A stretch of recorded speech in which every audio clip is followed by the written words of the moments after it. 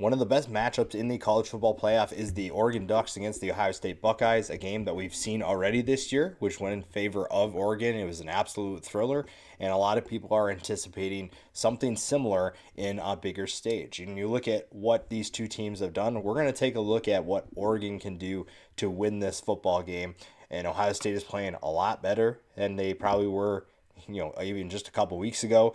This is a team that took it to Tennessee, and Oregon definitely has some new things to figure out. And they have not played since the Big Ten championship. Ohio State got off to a good start, so that's definitely a dynamic of this game that'll be interesting to see. But there's a reason why the Oregon Ducks are the number one team in college football. There's a reason why they have won every single game. And there's a reason why a lot of people expect them to win this football game. So we're going to take a look at the keys to that game, the keys to what they need to do to win, to slow down this Ohio State offense, to beat this Ohio State team. We'll look at the players you need to watch for both sides as well, and talk about a few other things in terms of the rematch of this game that we saw earlier, a thrilling rematch. And Oregon has done a really good job of hanging around and finding ways to win in close games. The Ohio State game was one of them. The Wisconsin game is another one. You've had times, they beat Boise State, another playoff team, earlier this year at the beginning of the season. You've found ways to win close games. They've also had games where it was a little tight early on and they found ways to step on the gas. So there's definitely a lot of things to be excited about if you're an Oregon fan. Now, Ohio State is a 2.5-point favorite as I'm recording this right now.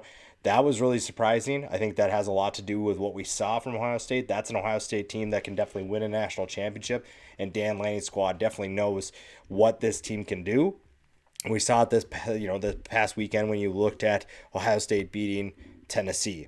Now, when you look at the keys to the game for Oregon, Oregon has a lot of things they do well, and there's a lot of things that they will continue to do well, and that will help them in this game. I think the biggest thing that they've done all year is keep it cool. This is an Oregon team that I think when you compare them to, the Chip Kelly era, which funny enough, Chip Kelly is coming back to or going to play his former team.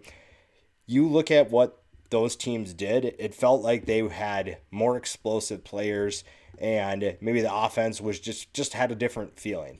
I'm not saying that this offense isn't explosive, but it feels like this group is more of kind of like a machine. It's very methodical. They don't rely on those explosive plays. They just make the right play and let their matchup win. Will Stein is a great play caller, and I don't think he gets enough love. I don't think that he gets enough credit for what he's done with his Oregon offense. And again, like I said, this is a group that they keep it cool. They don't let the moment get too big, and that includes the offense. Dylan Gabriel does a great job of running that offense.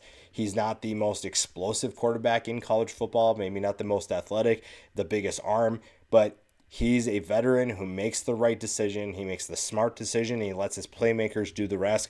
A lot of times it feels like they just drive down the field. They make play after play, pick up yards after yard, and they just get to the end zone. There's not like an explosive play that does it a lot of the times because they don't need to rely on that.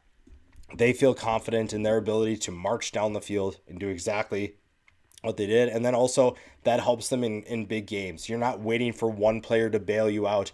You're not waiting for that big play to get you back in the game. The Ohio State game is a perfect example of that. They basically just took care of business, and that's what they've done all year. So keeping it cool, doing everything the exact same way that you've done all year is a big way that you're going to win a national championship. You're going to have to get to Will Howard. Will Howard played with a ton of confidence against Tennessee. When you look at what he did, 311 yards, 2 touchdowns. Oregon is a team that can get to the quarterback. We've seen guys like Jordan Birch. We've seen Derek Harmon, Mateo Uiagalelei. You've had a number of players that can get to the quarterback, and that's going to be a key in this game as well. Will Howard is playing with a ton of confidence right now, especially after that first playoff game, and you're going to have to find ways to knock him down a couple notches. If you're not able to slow down this passing attack, which this passing attack showed that it can be very good, and we saw that against Tennessee, it could be a long night for Oregon. But we've seen in the past that Oregon's done a really good job of slowing teams down. Kobe Savage and Jabbar Muhammad have been the biggest factors in that regard. And the defensive line, like I said, has been a great 8th in the country in sacks this year. Getting to the quarterback is something they do well, and something's got to give between these two sides. Oregon's hoping that its defensive line is going to be part of that. Switch up the looks, too. I think that we now know what Ohio State should expect from Oregon. In the first matchup, you saw what they did. You know that they're going to provide some different wrinkles, but also Tosh LeBoy can also provide some different looks. Chip Kelly, I think, is starting to really get in rhythm with his play calling and going against his former team. Maybe there's some motivation with that, but also he's just a really good play caller. I think the other thing is you go to the other side of the ball, Will Stein versus Jim Knowles is going to be an epic matchup. I don't think people are talking about that enough. Those are two really good play callers. Oregon's offensive coordinator, Ohio State's defensive coordinator. If they're able to switch up the shifts, the motions, the formations, all that different stuff, they do that really well. They've done that all year. Continue doing that. Again, a lot of this is just doing the exact same things you've done all year, just putting in different wrinkles. So if you have a trips look you had in the beginning of the year, maybe you switch it up and motion to that. You shift to that. And Will Stein does a great job of providing different looks that confuses the defense. And you know he's going to do the same thing here. But also know that Jim Knowles is going to have stuff he does different. Chip Kelly's going to do stuff different for Tosh LeBoy. You have a ton of people that are going to play a big role. And part of that is the coordinators switching up those looks and getting those guys into good positions to confuse the other team. When we talk about who we need to focus on, this is a matchup that is loaded with talent on both sides of the ball. Oregon is absolutely phenomenal. Again, there's a reason why they're the only undefeated team in college football. There's a reason why they are the best team in college football. And it's not just because they got lucky. This is a team that has been methodical all year. They have taken care of business, and there haven't been a ton of games where you've had too many concerns. Dillon Gabriel has been one of the best additions in the transfer portal by any team. I think that he was the perfect fit for this offense. He's a veteran who knows where to go with the football. He knows how to make smart decisions. He does take the occasional chance, which we've seen in a couple of games. And you also have the rushing ability. I think once again, we're forgetting that Dillon Gabriel can run the football, but it's his passing is really what's been under the spotlight. It's a reason why he was a Heisman finalist with over 3,500 yards and 28 touchdowns. He is someone that's going to play a huge role as usual, and he is someone that has been a great addition to this team to help them get to where they are. Jordan James is a very underrated running back, and it's funny because Oregon is the best team in the country, but I think so many of their players are vastly underrated. Jordan James does not get nearly enough love in a world that has Ashton Genty, Omarion Hampton. Jordan James is one of the better running backs that you're not talking about. Plain and simple. Now, they do have a couple, Noah Whittington's going to play a role, but Jordan James is a guy who is a phenomenal runner. Over 1,200 yards, 15 touchdowns. Again, there are so many good running backs this year that he kind of flies under the radar. He kind of doesn't get on people's minds very often, but he is a very good running back, and Ohio State knows that as well. Tez Johnson is a speedster. When you think about the old Oregon days, Tez Johnson is that speed that you needed, and he is someone who is a very good player. It's good to have him back healthy. Evan Stewart is very good. Terrence Ferguson is going to be a part of that passing attack. They have a lot of guys that are going to contribute, but again, a lot of these players are going to fly under the radar. I don't think that they have the recognition that a lot of other people might have at their positions, and that's okay. I think that's kind of where Oregon would rather have them be anyways. Keep that chip on their shoulder and continue playing the way that they're playing. We talked about the defense.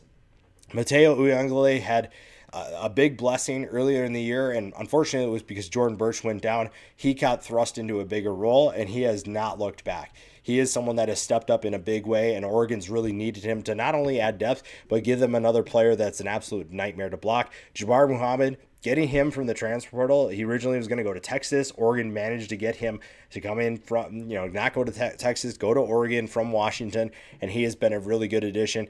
He will have his hands full with Jeremiah Smith and Emeka Egbuka once again, but it's going to be fun to see what he can do in that big-time matchup.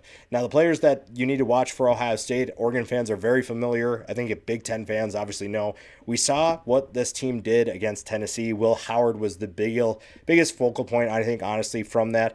His success against the Volunteers, 311 yards, 2 touchdowns like we talked about. His confidence is really what's going to help Ohio State the most, and that's what Oregon is going to try to rattle. They are going to try to get to him. They're going to try to hit him as much as possible, and that's going to make life very difficult for Ohio State's offense if that happens. Travion Henderson and Quinshon Judkins are a dynamic duo. I think it's really fun to see Travion Henderson get back healthy, but he is also a nightmare to stop, as Tennessee found out. Oregon is going to have to get to the football, make sure they're wrapping out, make sure they're disciplined, make sure they play gap sound, finding ways to slow him down and Judkins is going to be difficult, but this is a group that has the talent to do it. We talked about the wide receivers, Emeka Egbuka, Jeremiah Smith. You have a number of players that you have to stop in the passing attack. Jeremiah Smith's probably the most difficult. We saw what he's capable of in the last game against Tennessee. We've seen all year what he's capable of. He is going to be the best wide receiver coming back to college football next year, probably. And I think that you are going to have to respect a lot of what he does. But I'm excited to see what Oregon has in store to slow him down. That'll be fun to see how that happens, because if they do that, Oregon's in really good hands. On the other side of the ball, they're going to have to block two really good defensive ends, JT Tuimoloau and Jack Sawyer. Both are playing a lot better than they were at the beginning of the season, and even when they first played the Oregon Ducks. So those are two guys that are playing with a ton of confidence. They've been disruptive, and they will be a problem if Oregon can't handle what they bring to the table. But this is still a really exciting game for the Oregon Ducks. Again, there's a reason why you're the best team in the country. Even with Ohio State playing confidently, Oregon has a ton of confidence of their own. They know that they're capable of winning this football game. They've already won this football game one time, and they say that beating a team twice is difficult, but if there's a team that's going to do that, it's the Oregon Ducks.